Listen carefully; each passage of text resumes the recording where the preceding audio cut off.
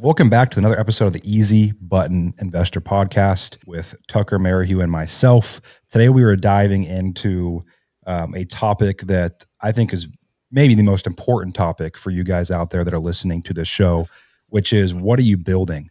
And the vanity metrics we tend to fall into because of what you see online. And I'll start this show with a personal story and I'll kick it over to Tucker. The goal of this show, the intent of this show is so you guys leave one understanding what Tucker and I are trying to build and why, and also how you can craft your own vision of what you actually want to build based on profit and reality and not on what you see online and vanity metrics. So when I got into the business, it was kind of peak market was easy time. It was like 2016, 2017. I heard a term that someone else called it. They said they were a COVID baby in real estate. Like they started in 2020 and they're like, I'm a COVID baby. I like that. So I kind of say like, I'm a little before that, but I still came into the game at a fairly easy time in real estate. And everyone was online with checks. That's when kind of the wholesaling education space, I think, hit its second wind. You had Cody Spurbro online. You had all these online gurus talking about real estate. And I saw that and go, man, the way I'm going to get known, the way I'm going to build my business, I need to do as many deals as possible. I need to hire as many people as possible. I need as big as offices as I can get. And so I got a personally guaranteed office at 19 that had bolt holes in the window that was 4,000 square feet. I filled it with a bunch of frat bros, dumped a bunch of marketing into it. And 16, 18 months later, we were doing $200,000+ months. And which seems awesome in revenue. When you're 20 years old, you see that much money going out, like, holy crap, like this is what I wanted. Eventually, I realized that I was only making, and I put a picture of the check on there last month. Some months my salary was $2,000. Some it was $4,000. Best case, it was $7,500. And I was destroying my health working 10, 12-hour days, Monday through Saturday. Our office is open on Saturday to feed this machine, to feed this deep, dark hole that never turned out more than $200 to $7,500 a month for me. And the issue was that for in a lot of ways, to put simply, it almost killed me. You know, Tucker saw me when my health got really bad. I had Lyme disease. My immune system just went to shit. I got really sick, had to move back home with my parents, couldn't work for a year or two really. And it put me on a dark path. So I kind of want to set the stage of why I feel like this is an important topic. And then I'll pass it over to you, Tucker, and we can go into this deeper. I mean, I think it's a true story, right? Everybody likes truth. That's why we're on the microphone. The reality is that, not everybody is unfortunate to the extent that you got with your health problems and things like that, but that they may get other health problems. They may develop, major addictions. They may end up divorced. They may, all kinds of stuff can happen, right? The stress and the pressure can break you in a lot of ways, right? But that I think this is the most important journey in real estate that nobody talks about and nobody really thinks about. And it's, you get caught up, as we've talked about before. You see the flash and the sizzle and the Lambos and the people that beat their chest and say that they do 300 deals a year and they have 100 plus 200 plus doors for rentals and all this stuff, right? That's like, what's the vanity metric of the week kind of shit that just I could care less at this point in my life. But at a certain point you pay attention, right? And it gets your attention. And so the most important thing is really figuring out, and you won't get this right to begin with, so don't expect that you're going to, but as you get into real estate, wherever you start is not where you have to finish, right? The version of your business when you start is never going to be the version when you finish. And you can have multiple different iterations in the middle.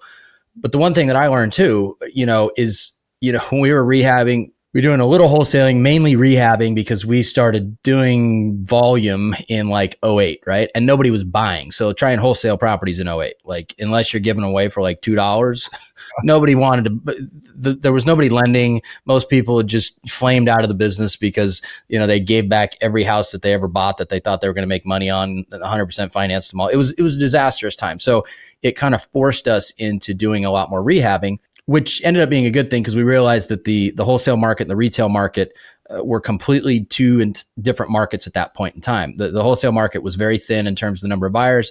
The retail market was thin too, but for the turnkey and the right price point, it was thick with buyers. And so we started servicing that niche.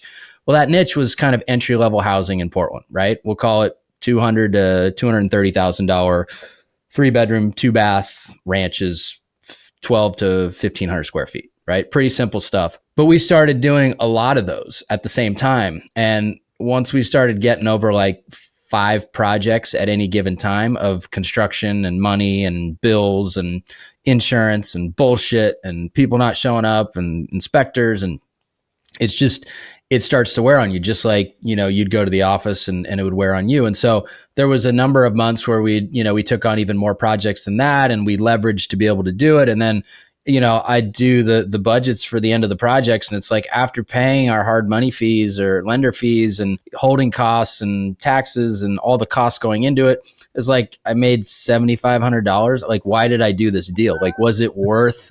And most of them we were making like 30 grand on those entry level houses, just bang, bang. And they were pretty quick rehabs. But I realized pretty quickly that whole volume rehabbing game, just like you learned from the volume wholesaling game, like there's limitations to it. But on the volume rehabbing game, it's kind of a sucker's bet long term, right? Like, you got to go through it. You got to do it because that's how you learn. But nobody wants to stay in that bucket for their entire career. And so whenever I, and hopefully you guys understand why with just the description that I gave, and I can go into what we, do now here in a little bit, but whenever people beat their chest and they say that they do all these deals every year and a lot of them are rehabs, and, like that's some sort of like medal or trophy, or some sort of honor that they should receive. The only thing that I see is somebody that just hasn't figured out that they don't want to do that anymore, and they will eventually. And that's okay. That you're supposed to do that. But, for me, you'll never see me get online and say something like that. Like, I did this amount of deals this year, yay me, yay me. Cause I learned that there's a better way to do it, right? Amount of effort put in, amount of money you can actually get out. Right. And that's the optimum, whatever part of this business you're in, that's what you want to find. So I'll throw it back to you, but that's been my experience. Yeah, I had an inflection point in my career. This was 2021. I'd moved down to San Diego, or beginning of 2022, and my business partner at the time moved down with his wife, and we got this huge, like 8,000 square foot office in San Diego, and we were going to build this massive team. We're going to scale our wholesaling business from $3.5 million to 10 million. And I remember sitting in the conference room, and just when we leased the office, and it was massive, it was big glass windows, it was nice. It cost us about 10 grand a month. A new buddy of mine who's in San Diego, who was a former State Department guy who worked, covert ops all around the world, and just was a very practical thinker. And he runs a really cool business as well. He came in and brought coffee and sat there, and he went, like, what's your return on brain damage? And I'm like, what do you mean? He's like, what do you actually take home from this? And I told him, he's like, your return on brain damage is terrible. And it led me to, over the next couple of months, unwinding that partnership, getting rid of that office, and taking my business in a different approach. And I realized that the only people that think it's cool that you're doing a ton of deals and a ton of revenue are the 25-year-old or 35, whatever age, but they're brand new into the business. Those are the only people that think you're cool because of the amount of deals that you do. Anytime I went to someone who was legit in the business and it's been in it for 10, 20 years, and I told them about my business, they would say, their question is always the same. It's cool. Do you like it? And what do you make from it? That's all that mattered. And I think everyone has to go through their own kind of baptism by fire and learning what their dream business is. But that is really what shifted me over the last couple of years to focusing on profit. And you guys that are running real estate businesses, like, no matter what you hear online, you're not really building enterprise value. Like, nothing you do is proprietary. No one is coming to write you a check. Businesses in general, less than 1% of businesses across all industries sell. So, and I'd bet that's 0.0001% in real estate. Some brokerages do sell, some hard money companies sell, some mortgage companies sell. But typically speaking, a sticks and bricks, as you called it earlier as in our recording session today, a flipping business in Wisconsin, there's no one coming to write you a check to buy your business. So you have to be doing deals where your return on brain damage is in line with the money with actual profit that you want to make. That's a cool business to me. Like, if you can do, I remember talking about when we had our first offsite in Oregon and we did that little trip, it was the beginning of COVID. We had the chefs come in. There was one guy that I think stopped by for a couple hours one of the days. There was a guy that you and Elliot knew. There was a sniper guy who was doing 5 deals a year, but every deal was $100,000+. I forget his name. I forget the business model, but he was finding these very niche leads. He was going through weird probates, I think. Yes. Piles of bullshit that no one else would touch, tracking down the errors. If there was no errors, he'd then make an offer to the court. and he was ripping multiple hundreds of thousands per deal. And I remember thinking, like, this guy has no idea what he's doing. Like, he doesn't have a big team. He doesn't have an office. No one knows who he is. And now sitting here in 2025, I'm like, that guy had the winning business. No one knew who he was. He had to do 6 deals a year to make $1 million a year. Like, that to me, and I think everyone eventually gets there to a certain degree. So yeah, before I'll go into kind of my vision, what I'm trying to build now, but I think that'd be cool also to hear from you, Tucker. You moved across the country. You've got to rebuild it. What are you building TTN Development Company into in Naples? And over the next 5 years, what do you want it to become and why? So I had to unravel the first version of TTM Development in Portland area, obviously. And no, nobody was coming to write me a check for it. It's just because all of the human capital is gone. All of the, it's just, unless you run a production building company and you're going to get absorbed by one of the big publicly traded ones because they just want, immediately to have a footprint in the market, it's going to be very difficult to sell anything. So in doing that, and kind of unwinding everything that we had there, which, at the point that I did that, it was the 5th or 6th iteration of what that business, kind of I wanted it to be, right? But having to shut it all down and then start it all from scratch again, it really made me look at every part of it that maybe I, didn't look at close enough, or I assumed that I wanted it as part of the iteration that I had there. And so I literally had to underwrite everything as I put it back together. Like, how do I want my days to be structured? How much responsibility do I want for management? How much debt do I want to have to carry at any given time? What are all these things? If I want to go to the beach after we're done recording today, can I just go on the beach and crack a beer and hang out and, whatever, without having my phone blow up and not being stressed out? Do I want those things? Right. And for the most part, yes, I do. So how do you then build a business around that? Right. And so when we came here, there was one facet to real estate that really wasn't available to us in the Portland area that is here, and that's vacation rentals. Because let's be honest, nobody goes to Portland to drop a bunch of coin and make memories. They go there to go to a wedding or to go to somebody's graduation one time, and they're trying to find the most cost-effective place they can stay while they're there. The people that vacation in Portland are not people that I want to be friends with. No, generally not. But they're usually there because of family, right? Family type events. Yeah. Here, people come here to drop a shitload of coin to make memories, right? Because it's beautiful. It's paradise. I mean, you've been here multiple times now and stayed in our houses.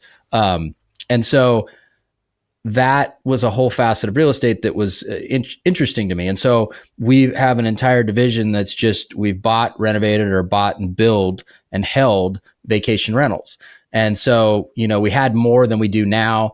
I've slimmed it down to the point where I'm comfortable managing them with my day-to-day and not having to expand the management company and hire people and manage them and have them do the management of the houses. I just didn't want to do. I thought I did it first, but I don't, because you can make enough money for the amount of time that it requires of you to live just an easier life, in my opinion. Plus, there's a lot of other factors as well, but that's one part of the business, and that's the consistency, we'll call it, right? So, like, this week I think we brought in about $44,000 in rent for the different houses from people that are checking in this week. This week, that's crazy. Yeah. Now some of them are staying longer than this week, but we brought in $44,000 this week, right? Of deposits for rent. Before you go on, what do you think? I'm just curious personally. What on your rental houses? What do you think your net margin is on the rental income you generate with that kind of vacation rental? It's very high. For just being completely honest, over our entire portfolio, I have only $700,000 worth of debt. So, our debt service is very minimal. So that's why I don't need a ton, right? Like, it's, we keep a very high percentage of that. Obviously there's some operational costs in terms of utilities and repairs and things like that have to happen. But generally speaking, it's a very high percentage. So it's a good business. It's a great business, right? For as many as we manage, that part of it. And so that's the consistency part, right? That's the part where I could never sell a course again. I could never do any sort of, anything education space wise. I could never build a house again. And I could just manage these vacation rentals, and I could pretty much do whatever I wanted, right? Most days, because I'd have certain days that I work more than others, but I'd make plenty of money for the average person to live a good life, right?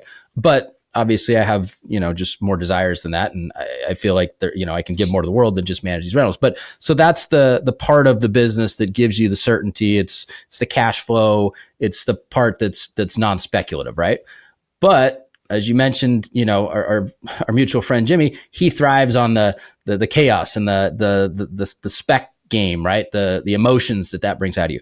I do too. I like that part. So now we're also working our way into building more expensive houses for spec. So today, before we jumped on here, we just finalized our plans for our next spec home.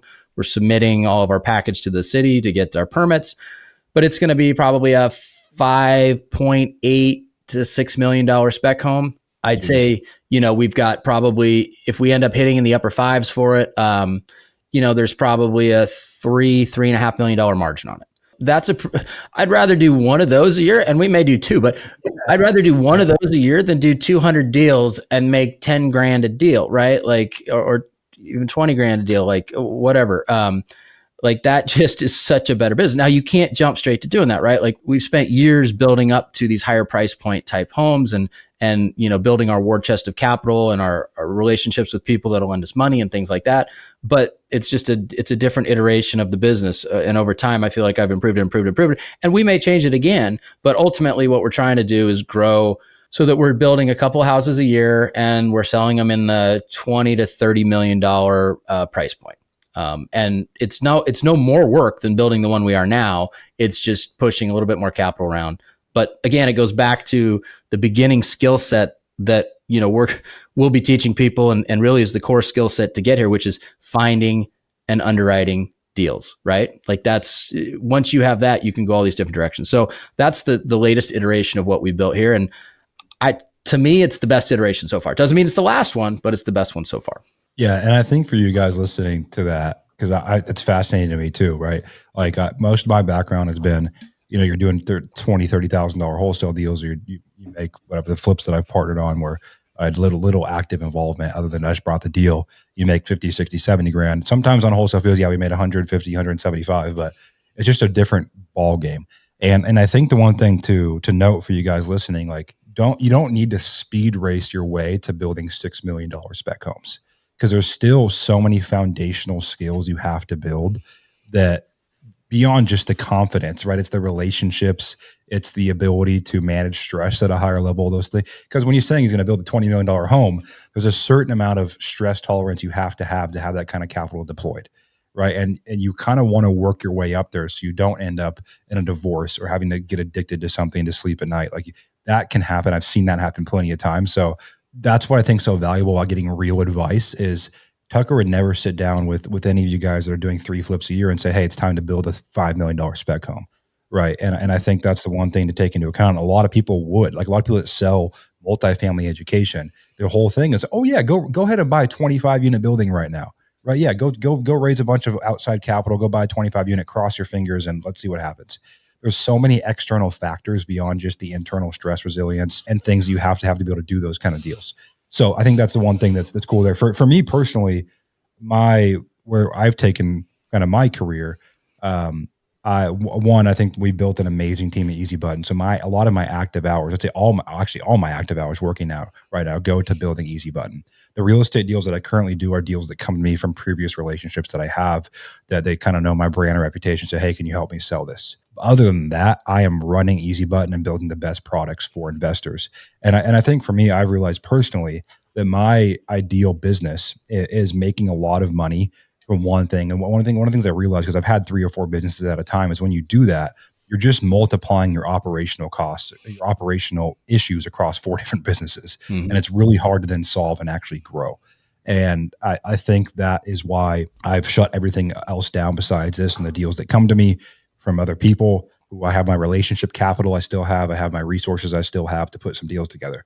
And I think the thing for me is as that happens and my cash flow increases, whether we sell a portion of our business or we just increase the cash flow to a point where I have way more than I know what to do with, I'm not a materialistic guy. Like, in fact, I'm trying to sell the stuff that I do have that I bought when I was a 23-year-old asshole who had some money. Like I'm trying to sell most of that stuff right now. I'm not a watch guy. I have one watch that I would have sold. My wife's like, no, you never buy another one, so keep it. And I have some my clothes, like I only get new clothes when someone buys them for me. So I live I want to go to the office. I want to golf a couple times a month. I want to travel. That's my thing. And for me, I would love to have our current business at 10, 15, 20 plus $1 million a year, and then take that cash flow and go do 1 or 2 new construction homes a year. That fascinates me. Now, if I was going to do it, I'd do the same things that I hope you guys would, where I'd go to Tucker or someone and say, hey, how would you do this if you were me, without exposing myself to too much risk? So I'm in the boat now of less deals, more profit. And I started the show with kind of my path to get there. And a lot of you guys will have to go through it the hard way. But I think it's just a reminder of, ask yourself, why does it have to be the way that it is? If you ask yourself that question every single month and you're doing 10 flips, it doesn't have to be that way, right? Eventually you build this machine that you have to feed. And that is not a fun place to be. That's when you build bars around yourself. Yeah. And I think that's where burnout sets in real quick. Once you realize that machine has to be fed, and the only way to get out of that situation is to unravel a lot of jobs and a lot of spending. And that those are all very difficult conversations when people have put their trust in you to come work with and for you, to build this giant vision that you think you want. Right. And maybe some people do for, extended periods of time more so than others. But eventually, if you stay in this business long enough, you try and figure out the best ways to do it with the biggest return on brain damage, right? And the biggest return on time and investment. And that really was good advice, that whoever that guy was that gave it to you. Yeah. And I think too, like, there's so many people that I meet that are on stage like, yeah, we do 200 flips a year, but I don't pay myself very much because I'm reinvesting back into the business. And I go, well, I think we have to go back. Like, the reason we all got into business is to make a shit ton of money. And that's perfectly okay. There's nothing wrong with that. And so build your business in a way where it pays you. It's way more enjoyable when you have a business that actually pays you than one you just have to tell people that you're reinvesting back into it because you haven't figured out how to make enough money from it. And I think that's another point too. So yeah, that's true. That is true. And I mean, there are caveats to that. I reinvested a lot of money back into the development company, over the years, but I was the only owner of the business. So it was, just basically building our war chest to be able to purchase more and more expensive properties and do bigger and bigger projects. Right. But yeah, and with that reason, but I mean, like, even the easy button, like, we've paid ourselves on 1% of what we could have over the years from the business because we've owned it for 6 years, right? Because we've always been reinvesting for a future that I feel like now is finally here. So there's going to be points to strategically do that. I think that's a great point. I think the point I was trying to make, to clarify a little more, was more so, if you're doing it by choice, awesome. Like, if you're choosing to leave money in the business, great. If it's by force because there's no money to even take out if you wanted to, that's a problem. Yeah. And that's probably the person that told you that it was by force, not by choice. But that was the way he described it, as reinvesting versus just not having enough money to pay himself every month after doing all those deals, which it happens, people. It happens. Yeah. So that's really what our angles of this podcast, you guys. So we come to a conclusion on this one. I think my departing message from you guys today, and then I'll kick it back to Tucker for his departing message, is to build a business that aligns with the life you want to live, and spend time on that, and ask yourself, why does it have to be this way? Everyone has to go through the phase of doing their first few deals, building their experience, building your relationships. That everyone has to go through that. But as you get through that point, don't build yourself a prison. Because that's where Tucker and I have buddies that have recently committed suicide. And I feel like that's because they just kept going into a game. They don't even know why they were doing it. They're building themselves a prison, taking on more debt, taking on more risk. And you burn out, you get addicted to drugs that you shouldn't. Your relationships get into a bad spot. You stop taking care of your body.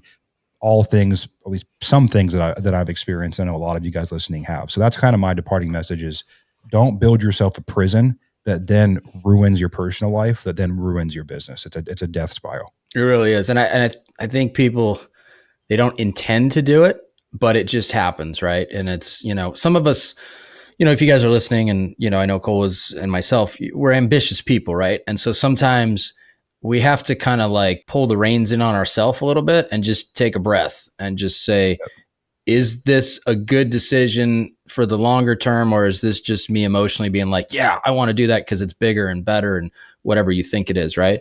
But at the end of the day, like, you want to be happy, right? And so, look around online. There's most of the influencers are, you watch they're divorced, they got personal problems. Like there's a lot of things that are problematic, right? And so, Yep. and that can happen in that space really easily, but it can also happen, on the real estate side. So build a business that makes you happy. Obviously, you got to tweak it over time to actually find that. But if you do that, then the business will take care of you, which then you'll take care of your personal life, and your life will just be significantly better than it will be just grind, the Gary V mantra, right? Like, there aren't many people that are wired like him, but hell, he got divorced too, right? So like, it has an impact on your life, whether, you want to choose to believe it or not. And so, and sometimes we can't escape it, but as long as you're conscious of that and you're really aiming to just continue to build a business that you actually like going to work every day, or the days that you go to work, that's the goal at the end of the day. Over anything else, that's the goal. Because if you do that, everything else will fall into place.